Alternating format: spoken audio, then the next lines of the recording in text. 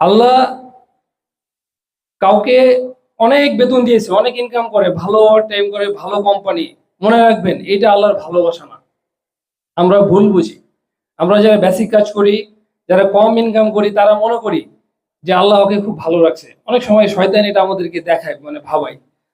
আল্লাহ কাউকে বেশি ইনকাম করার তৌফিক দিয়েছে, তার মানে এটার অর্থ এই না যে তাকে আল্লাহ ভালোবাসে।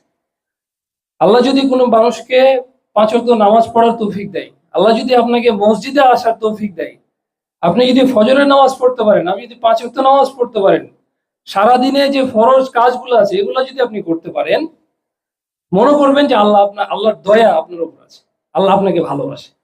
আর কেউ 5 লাখ ইনকাম করে কিন্তু তার নামাজ পড়ার তৌফিক হয় না, আল্লাহ তাকে আযাবের মধ্যে রাখছে। দুনিয়ার এই ব্যস্ততা দিয়ে তাকে আযাবের মধ্যে রাখছে।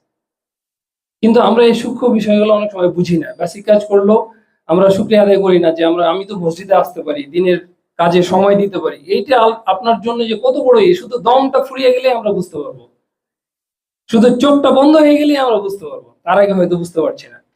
তো আল্লাহ যেন আমাদেরকে তৌফিক দেয়।